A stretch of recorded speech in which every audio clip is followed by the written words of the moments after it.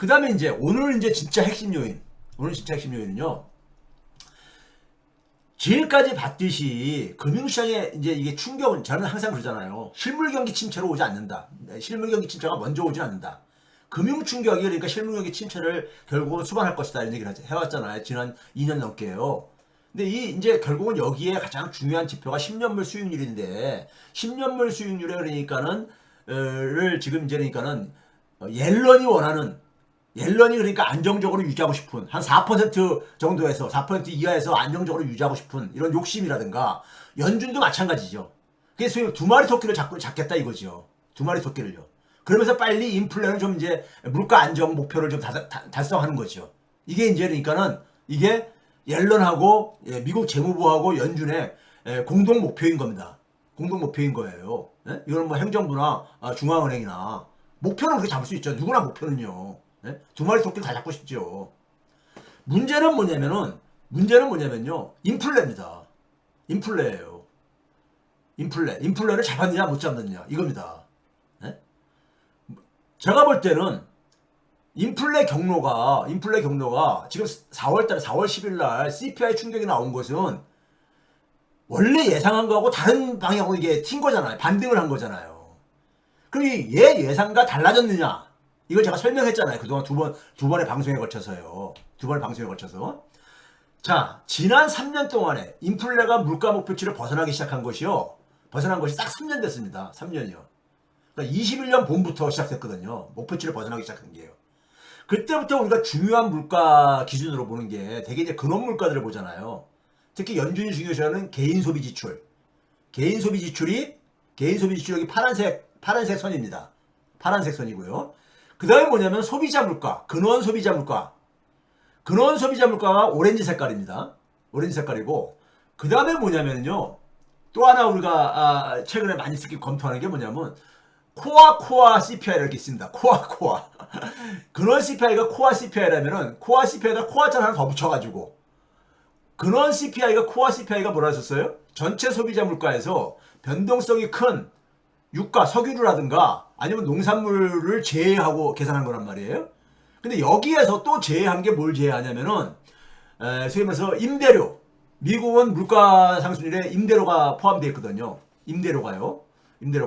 그 다음에 또 하나가 뭐냐면 이제 중고차 시장, 중고차 가격 이런 것들이 포함되어 있거든요. 근데 중고차는 그러니까 새로운 신차를 산 게 아니잖아요. 근데 중고차. 그래서 이제 이 두 개를 뺀 게 이 근원 CPI에서 이 두 가지 정도로 뺀 게 코아 CPI인데 이걸 우리나라에서 주로 이제 우리나라나 미국에서는 슈퍼 코아 CPI라고 합니다. 이거 코아자가 빠졌네. 슈퍼 코아가 두 개가 들어갔다 보니까 슈퍼 코아 CPI라고 되게 얘기를 합니다. 이게 바로 뭐냐면은 이 녹색 그린 색깔 막대기입니다. 한번 봐보세요. 거의 비슷하게 가지 않아요? 단지 앞에서 보여드렸듯이 미국은 근원 CPI가 대개가 더 높게 형성되고 있다 그랬잖아요. 근원 CPI가. 그 얘기는 뭡니까요? 농산물이나 석유를 그러니까 이제 안정을 시켰다는 얘기인 겁니다. 이런 것들은요. 미국은 정부가 하려는 다 한 거예요. 정부가 하려는 다 한 거죠. 그 다음에 주로 나머지 부분은 뭐냐? 서비스 물가가 남았는데 서비스 물가가 이게 안 잡히고 있는 거예요. 서비스 물가가. 그게 그러다 보니까는 어디에 근원 CPI보다 오렌지 색깔보다도요. 지금 뭡니까요? 이 코아 인플레율이라든가 근원 PC보다 높잖아요. 높은 이유가 바로 이제 거기에 있는데 근데 이게 맨 끝에 보게 되면은 3월 달에 이게 다시 반등을 했는데 세 개가 다 똑같이 반등을 합니다. 세 개가 다 반등을 해. 최근에 이제 우리가 하나 이제 화제가 되는 게 뭐냐면은 옐런이 이제 그런 얘기를 했어요. 옐런이 무슨 얘기를 했냐면은 지금 물가 상승률이 이게 완전하게 이제 억제가 안 되는 이유가 임대료가 굉장히 높게 지금 지속되고 있거든요. 임대료 상승률이요. 근데 그것도 꺾였습니다. 그것도 꺾이고 있어요. 계속해서요. 꺾이고 있는데 그것도 하여간 어쨌든 간에 높게 유지해야 되는데 임대료는 지금 이자율이 너무 높아서 그렇다 이거예요. 금리가 높으니까는 사람들이 집을 살려고도 안 하고 살려고 하는 구매가 약하니까는 짓는 것도 적고 공급도 적고 그러다 보니까 이제 임대료가 높게 이게 유지가 되고 지속되고 있다 이거예요.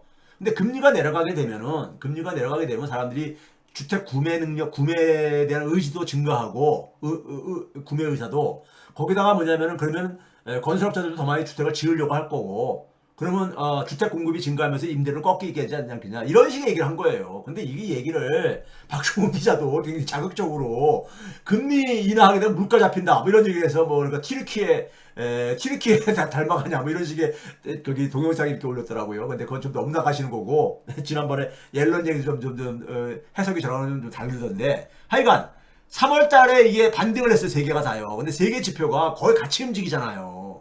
같이 움직여. 제가 이 얘기를 먼저 소개해드린 이유가 있어요. 이 드리는 이유는 뭐냐면요. 지난번에 제가 그랬죠. 3월 달에 이게 이제 반등을 했는데 쭉 떨어지다가 반등을 했어요. 지난 1년 동안에 계속 떨어지던 지난 1년 동안에 월별 그러니까는 소비자 물가가 떨어지다가 갑자기 3월달에 반등을 했단 말이에요. 반등을 했어. 그 이게 이제 그러니까 여기에 충격을 받은 거죠. 그래서 10년물 국채 수익률이 팍 올라가고 그런 거 아닙니까? 이게 4월 10일 날 소위 CPI 충격이라고 우리가 흔히 얘기하는 거죠. 그렇죠? 이거를 제가 이제 그때 뭐라고 얘기했습니까? 지난 3개년 그러니까 근원 CPI의 누적 증가율을 보면은 거의 비슷하다 이거예요. 거의 비슷해. 오렌지 색깔 바로 건데 거의 비슷하잖아요. 월별로 지난 1년 동안에. 예? 그런데 근원 CPI는 쭉 떨어졌어 계속해서. 지금 뭐냐? 근원 CPI는 지난 1년 동안에 1.8%포인트가 떨어진 거예요. 근데 누적 증가율, 3개년 누적 증가율의 연평균 격차는 최대와 최소의 최대 격차는 0.4%포인트뿐이 안 돼요. 지금 무슨 얘기입니까? 3개년 누적 증가율은 거의 그러니까 변화가 없는데 월별이 쭉 떨어졌다는 얘기는 소위 말해서 기저효과가 상당히 작용했다는 거죠. 기저효과가. 네? 기저효과가요. 그러니까 상대적으로 그러니까 지난 1년 중에서 그러니까는 근원 CPI가 낮은 달은 그 전년도라든가 그 2년 전이 굉장히 높았다는 얘기인 거죠.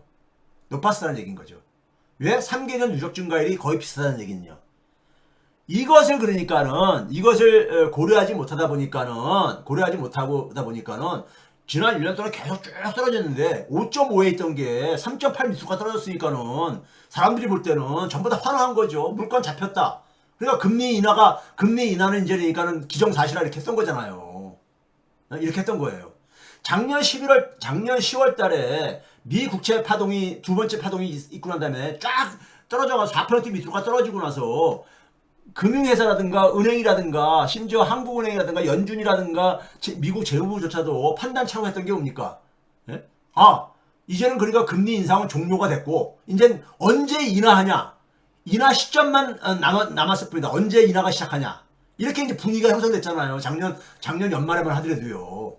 그렇죠? 거기다가 뭐냐면 인플레도 계속 꺾여. 그러니까는 어떻게 했습니까?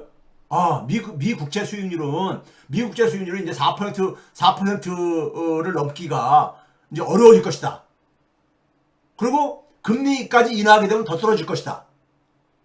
인플레도 안정되면 더 떨어질 것이고. 그러니까 계속해서 미 국채 수익률이 그러니까 하향 안정화되는 것에 베팅을 한 거죠. 베팅을 한 거야. 미 국채 10년물 수익률이 하향 안정화된다는 얘기는 미 국채 가격이 10년물 국채 가격이 올라간다는 것을 베팅하는 거잖아요. 그럼 미 국채 수익률이 하향 안정화된다는 얘기는 무슨 얘기입니까? 달러가 약세로 바뀐다는 얘기죠. 달러가 약세로요. 달러가 약세로 바뀌면은 엔화나 원화는 그러니까 상대로 강세로 바뀌는 거잖아요. 네? 강세로 바뀌는 거잖아요. 그렇죠? 더군다나 엔화는 뭐냐면은 작년 연말에 무슨 얘기가 나왔었습니까? 이제 마이너스 금리에서 나갈 수 있다. 국제 금융시장도 안정이 되고 그러면은 더더더 이제 나갈 수 있다. 이렇게 이제 생각했던 거 아닙니까? 솔직히 말해서. 예?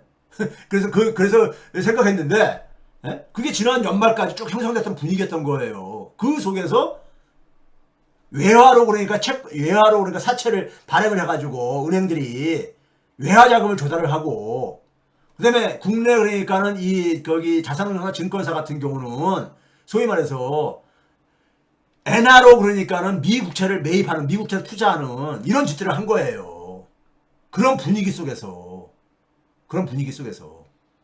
예? 지금 뭐냐면 미국의 중장기채, 미국의 10년물 국채 수익률은 하향 안정화될 것이다. 둘째는 뭐냐면은, 그러면은 이제 결국 뭐냐면은, 그렇게 단정한 건 뭐냐? 그렇게 이제 판단한 건 뭐냐? 판단한 건 뭐라 했어요? 금리 인상은 이제 더 이상 없다? 최소한 없다? 둘째, 이제 금리 인하가 조만간에 시작될 것이다. 셋째, 뭐냐면, 인플레율도 계속해서 하향 안정화될 것이다. 이런 거였었죠. 이런 거였었던 거예요. 그렇죠? 이런 거였던 거예요. 그러면 금리가 하향 안정화되게 되면요. 시장 금리가 하향 안정화되게 되면 가장 혜택을 보는 나라가 어디냐? 한국입니다. 변동성이 가장 취약한 통화가 가장 빨리 회복이 되집니다. 역설적으로. 원화 같은 경우에요. 그 작년에 그러니까 우리가 원화 가치가 쭉 원화 가치가 올라갔었잖아요. 작년 연말에는요. 네? 그러던 것이 올해 그러니까 1,400원까지 다시 반등한 거 아닙니까? 그러면서 막들 죽도 썼던 거 아니에요. 물론 엔화는 더 많이 이제 떨어졌죠. 엔화는요. 이런 판단인데 문제는 뭐냐면 판단을 근본적으로 잘못한 이유가 잘못했다 이거예요. 기저효과로 인해 가지고 기저효과에 대한 착시가 있다 이거 됩니다. 기저효과로 착시가 있다 이겁니다. 자, 그렇다면은 이 판단 근거로 올해 거를 전망을 하는 거예요. 오늘의 핵심은 여기입니다. 올해의 핵심은 여기예요. 자, 4월 이제 1, 2, 3월 달께 나왔잖아요. 1, 2, 3월 달께. 그러니까 파란색으로 하늘색으로 표시한 겁니다. 수치를요. 4월 달부터는 전망치입니다. 누구의? 저의 전망치입니다. 저의 전망치니까 여러분들이 이거는 그냥 참고만 하세요. 제가 이거 맞는다고 100% 다시 할 수도 없는 거고요. 예? 그렇죠? 빨간색은 제가 오늘 이거를 알려드리기 위해서 방송을 편성한 거예요. 올해 4월달 거를 언제 발표하냐? 미국의 근원 CPI가 언제 나오냐면요. 5월 15일날 나옵니다. 물론 미국 시간입니다. 현지 시간으로요. 5월 15일날 나와. 근데 이때 3.4까지 내려갈 겁니다. 3월달에 3.8이었잖아요. 반등을 했잖아요. 3.4로 내려갈 겁니다. 그럼 어떻게 하겠습니까? 시장이 환호를 하겠죠. 시장이 환호를 할 겁니다. 그렇죠? 아, 연준이 금리 인하할 수 있어. 이렇게 이제 분위기가 또다시 이렇게 막 이제 확 바뀔 거예요. 그런데 문제는 뭐냐면 5월달부터 이게 다시 급등을 합니다. 반등을 4%로 갔다가 저기 연말에는요 5%대까지 진입할 수가 있어요. 추정을 해보니까요. 문제는 만약에 이게 다시 4%로 올라가게 되면 5월달 게 이제 6월 중순에 나옵니다. 6월 중순에요. 예? 5월달 거는요. 6월 중순에, 그렇죠. 6월 중순에 나오죠. 이게 만약에 4%로 나오면 이게 되게 시장에서 굉장히 충격을 받아들일 수밖에 없죠. 굉장히 충격을 받아들일 수 없잖아요. 그렇죠? 2월달에서 3월달에 0.04%포인트가 올라갔는데도 그 당시 그 CPI 쇼크라고 해가지고 그 4월달에 파동을 일으킨 겁니다. 근데 이게 4.2로 다시 뛰어 올라가 보세요. 예? 하여간 4%로 다시 뛰어 올라가 보세요. 예? 뛰어 올라가게 되면은 그러면 시장은 굉장히 충격을 먹습니다. 충격을 먹는데 문제는 뭐냐면은 올해 하반기가 계속해서 더 높다 이거예요. 예? 4에서 5%까지 이렇게 진행되어 완화됐다 이거예요. 그러면은 미 국채 시장 어떻게 되겠습니까? 미 국채는 시장은 아수라장에 빠집니다. 아수라장에 빠져요. 그렇지 않겠어요? 아수라장에 빠집니다. 거기다가 올해 이제 이렇게 대통령 선거가 있잖아요. 대통령 선거가 있잖아요.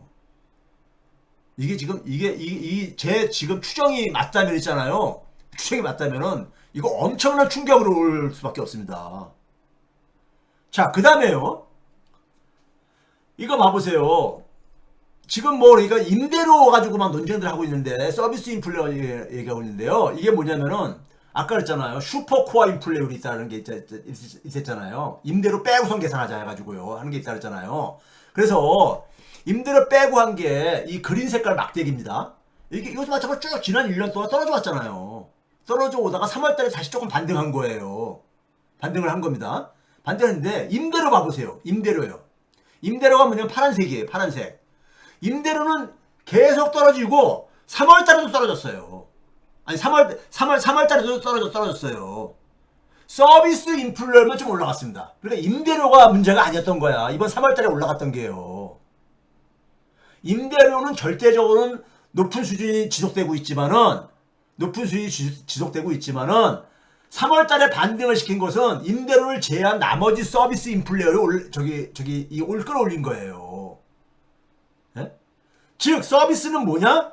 이거는 개인들의 소비가 여전히 안 죽고 있다는 얘기인 겁니다. 개인들의 소비가. 그 제가 그랬잖아요. 고용하고 소비 지출이 안 죽었다고. 예? 안 죽었다고. 단지 그동안에 물가가 쭉 떨어진 것은 기조효과에 의한 착시다 이거예요. 기조효과에 의한. 예? 여전히 소비가 강하고 고용과 소비가 강하다 이거예요. 예? 자, 그 다음에 봐보세요. 연준이 가장 좋아하는 개인 소비 지출 증가율로 한번 봐보세요. 이건 더 갑니다. 지난 3개년 누적 증가율의 연평균 격차가 0.17%포인트뿐이 안 됩니다. 근데 반면에 지난 1년간 근원 PCE 증가율은요, 4.8 정도에서 2.8로 2%포인트가 줄어들었어요. 2%포인트가 줄어들었습니다. 그러니까 지난 1년 동안에 쭉 보니까는 계속 하락해가지고 3% 밑으로 내려간 거야. 근원 PCE가요.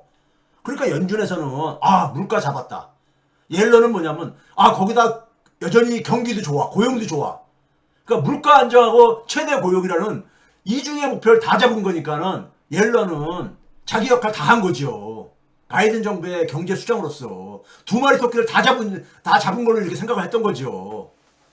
했는데 3월 달에 이것도 반등을 한 거예요. 3월 달에요. 이게 또 반등을 한 거예요.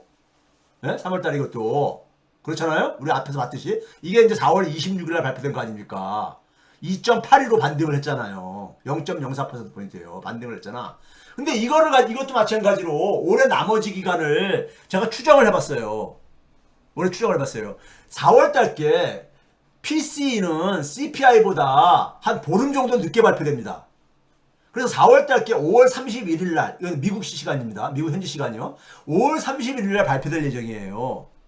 이번 달 31일 마지막 날이에요. 예? 근데 이게 제가 상위 구간하고 하위 구간 두 개를 다 이렇게 측정을 해봤어요.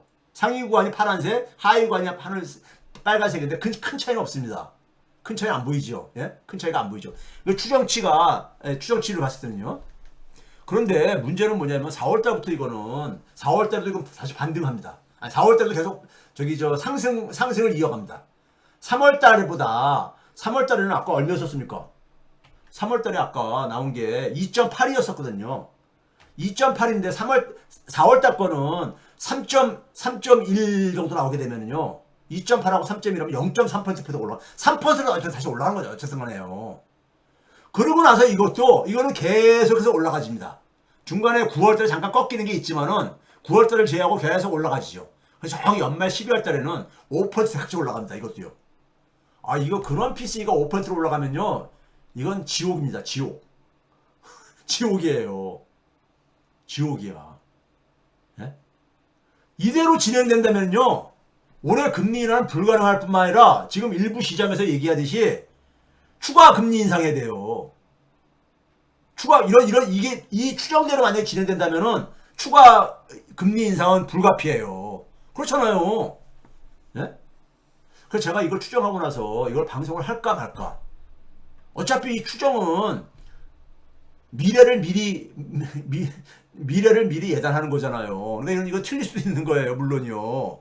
틀릴 수도 있는 건데 여러분들의 입장에서는 제 추정에 좀 신뢰가 있다면은 고려를 하시란 얘기고, 무슨 저 책에서 혼자서 너무 너무 나갔다 이렇게 생각하면 그냥 무시하세요.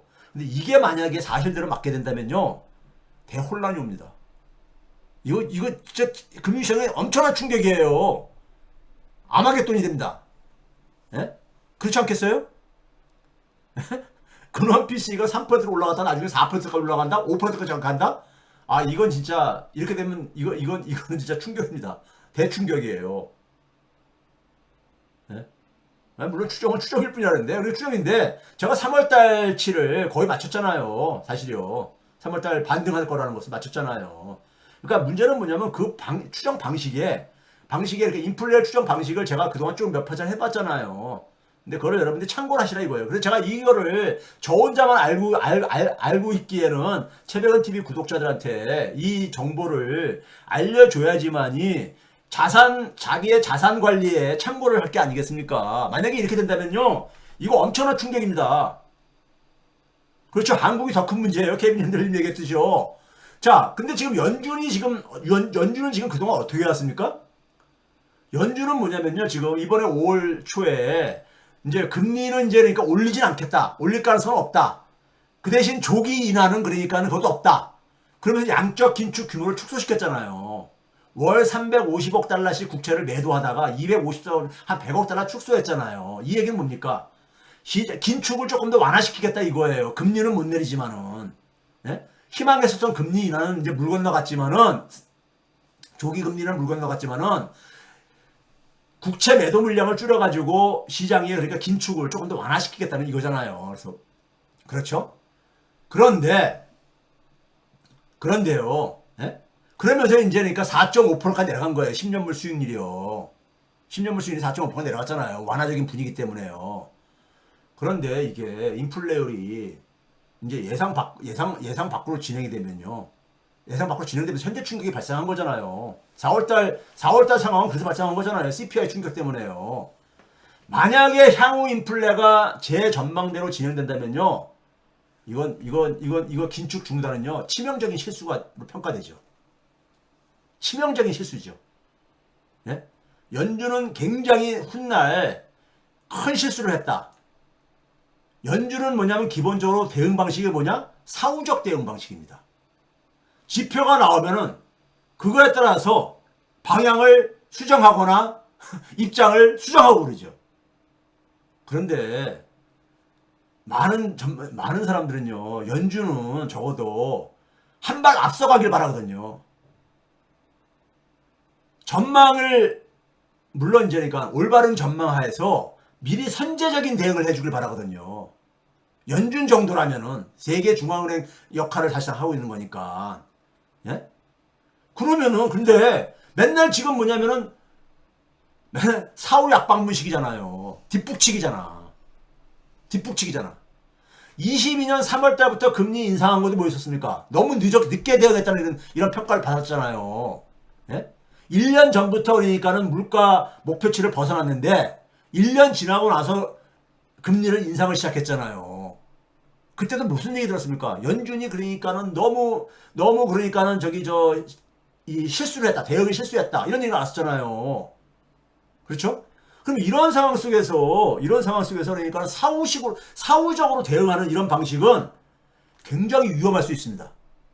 위험할 수가 있죠. 왜? 시장은 연준이 그렇게 이제 그래 되면 연준이 그냥 우왕좌왕하는 거잖아요. 연준이 우왕좌왕하는 모습인 거잖아요. 그러면은 소위 말해서 뭡니까? 중심 키가 없어져 버린 거예요. 방향을 잡아줄 게 없어진 거잖아요. 방향타가 없어진 거야. 방향타가 없어진 거잖아요. 그렇죠? 그렇게 되게 되면은 연준은 더 이상 이제 신뢰를 못 하게 됩니다. 신뢰를 못 하게 돼. 아니 지표가 나온 다음에 그거를 가지고 그러니까 입장 정하는 건 누군 못 해요. 그건 연준 아니라 하더라도 일반 경제 조금 아는 사람이 다 그렇게 얘기할 수 있는 거잖아요. 어? 3월달 CPI를 보니까는 조기 금리 인하 못하겠습니다. 이건 누가 다 예상할 수 있는 거잖아. 예? 이런 얘기는요. 근데 연준한테 기대하는 건 그게 아니잖아요. 일반 시장보다 먼저 한 발 앞서가길 바라는 거잖아요. 그래서 제대로 된 방향을 그러니까는 제시해주고 거기에 대한 대응책을 마련해주는 걸 기대하는 거잖아요. 지금까지 지난 2년 넘게 보게 되면은 연준은 그 역할을 제대로 못 해오고 있다는 것이 많은 전문가들이 지적을 하는 것인데 문제는 제 추정대로 만약에 인플레율이 진행된다면요 연준은 어떻게 되겠습니까? 땅에 묻힙니다. 연준은 엄청나게 욕먹을 거라고요. 연준은 엄청나게 욕먹을 수밖에 없죠. 그렇죠? 자, 이 추가 인플레가 만약에 예상대로 나타난다면은 저는 제 예상대로 안 나타났으면 좋겠어요. 무섭기 때문에. 미 국채 가격은 급락합니다. 미 국채 수익률 급등하죠. 달러 강세로 바뀌죠. 예? 그러면 우리가 올해 4월달에 경험한 엔화 가치 폭락, 저페니스 거버먼트 본드, JGB, 일본 국채, 가치 폭락.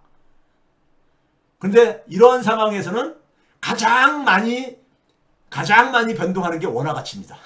원화 가치예요. 원화 가치. 달러 강세, 시장 금리, 장기 금리 인상되게 되면 자산 가치 변동성은 급증합니다. 주식, 암호화폐 이런 것 없이 급등합니다. 그래서 제가 앞에서 얘기했잖아요. 10년물 수익률하고 연준 금리하고 이게 순간 그러니까 이게 역전되면서 급등해 버린다잖아 이게요. 금융시장의 문제는요. 이게 무슨 예고편을 쭉 보여주긴 하지만은 그러다가 이게 뭐 천천히 이렇게 이게 진행되는 게 아니라요. 갑자기 이게 그거 돼버리거든요. 갑자기 환경이 변하거든요. 제가 웃으면서 얘기하니까 저한테 그런 겁니까? 아니 제가 그런 게 아니라 여러분들 이걸 제가 심각하게 얘기해 보세요. 그럼요 여러분들 얼마나 가겠습니까? 예? 그렇죠? 이게 만약에 제 인플레 추정대로 된다면은 이건 진짜 지옥입니다. 지옥. 그래서 일부 사람들이 주식시장에서 떠나야 된다 뭐 이런 얘기를 하는 게 예? 얼핏 해서는 가는데 문제는 제가 이걸 방송을 할까 말까 굉장히 고민을 했어요. 고민을 했습니다. 이게 추정이기 때문에. 예? 자, 근데 이거 봐보세요. 실제로요. 올해 달러 지수가 4%가 상승했습니다. 4%가요. 그 중에서 4월 9일까지, 그러니까 CPI 충격이 나오기 전까지 3.3%가 오르고, CPI 충격 나오고 난 이후에 한 2.2%가 나왔어요. 그러니까 한 달도 안 된 사이에 굉장히 많이 올라간 거잖아요. 그 기간 동안에 원달러 봐보세요. 원달러가 4.5%뿐이 하락을 안 했는데, 엔화는 12%나 하락했고, 근데 문제는 뭐냐면, 원달러가 4월 10일 날 이후에 전체 원화 가치 하락의 58%가 이때 일어났다니까요. 그 얘기는 뭐예요? 이 변동성이 갑자기 커질 때 가장 타격을 많이 입는 게 원화 가치라 이거예요. 엔화 가치보다 더 많이 타격을 보잖아요. 엔화 가치는 오히려 한 33%뿐이 영향을 안 받았어. 33% 큰 거죠. 근데 한국이 워낙 크니까 58%라고 했으니까요. 한국의 원화가 가장 취약해요. 금융시장이 취약해질 때, 이 변동성 커질 때요. 예? 그러면은요, 인플레가 그러니까 이게 올해 연말까지 계속해서 악화되는 상황이라면은 고금리 장기화가 된다는 얘기잖아요. 금리 인상도 그러니까 배제 못한다는 거 아닙니까? 그러면은 거기에 가장 취약한 게 뭐냐? 원화라 이겁니다. 원화. 예? 자, 그러면은 이게 제가 지금 헛웃음이 나와서 잠깐만 그러는데요. 헛웃음이 나와서 그러는데 그러니까 지금 상황이 제 추정이 안 맞길 바래요. 저는요. 너무 저도 그거 하면서 이게 사실 금융시장에 아마겟돈이 오게 되면요. 어떤 상황으로 이게 전개될지는 예? 우리나라는 지금 취약한 게 너무 많거든요. 취약한 부분이요. 그렇죠? 이게 자산시장 충격이 이렇게 한번 오게 되면요.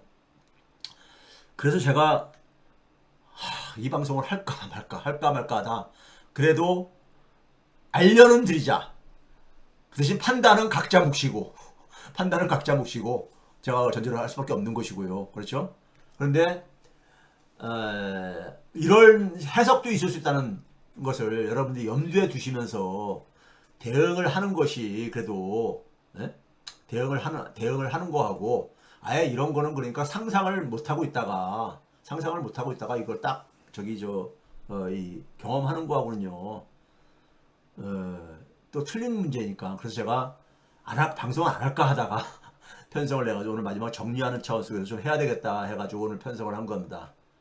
제가 무슨 그러니까 점쟁이도 아니고 미래를 갔다 본 사람도 아니고 저는 학자로서 경제 전문가로서 제 방식으로 추정을 한 겁니다. 추정을 한 거예요. 그런 점에서 그러니까는 근데 근데 문제는 뭐냐면은 지금 시장이나 이런 데서는 지금 정반대로 지금 방향을 읽고 있으니까 이게 그러니까는 우리가 예를 들어서 금융위기 같은 것은 왜 발생하는 거겠어요? 위기는 우리가 예측을 하면요. 위기는 나타나지 않습니다. 우리가 대응을 하니까요. 사전적으로요. 그렇죠? 그렇죠? 뭐 경제학이 물리학은 아닙니다. 그럼 당연히 아니죠. 그런데 어쨌든 간에 우리가 위기가 나타나는 이유는 뭐겠습니까요? 우리가 예측한 거대로 진행이 안 되기 때문에 발생하는 거잖아요. 예측을 할 수 있다면 위기는 발생 안 합니다. 위기는 발생 안 하죠. 그렇죠? 그런 점에서 이제 그러니까는 여러분들이 참고로요. 참고를 해 주십사. 또 여러분들에게 제가 혼자서 속으로 이렇게 생각하는 거를 좀 공유를 하는 것이 안 하는 것보다 우리는 너무나 있잖아요. 정보를 그러니까 고급 정보를 독점하고 있는 사람들만 가고 이 소위 말해서 고급 정보라는 표현은 좀 어폐가 있지만은 하여간 정보로부터 좀 그러니까 배제되어 있는 일반인들은 항상 그러니까는 이 쓰나미가 그러니까 해일이 확 잡쳐온 다음에서야 뒤늦게 거기에 이제 그러니까 대책을 마련하고 그러는데 너무 늦지요 항상. 그런 점에서 여러분들이 그러니까는 참고를 해주시기 바랍니다. 뭐 제 예측이 저는 틀리길 바래요. 제 추정이 예측이라기보다 예측은 아니죠. 추정입니다. 추정. 저는 이건 뭐저 수리적으로 추정을 한 거니까요. 그런 점에서 여러분들한테 참고가 되셨으면 하는 그리고 모든 선택과 판단은 여러분의 몫이죠. 여러분의 몫입니다. 저는 단지 제 나름대로의 근거를 가지고 여러분들에게 그 제 생각을 공유하려고 하는 거예요. 공유하려고 하는 것이니까요. 그런 점에서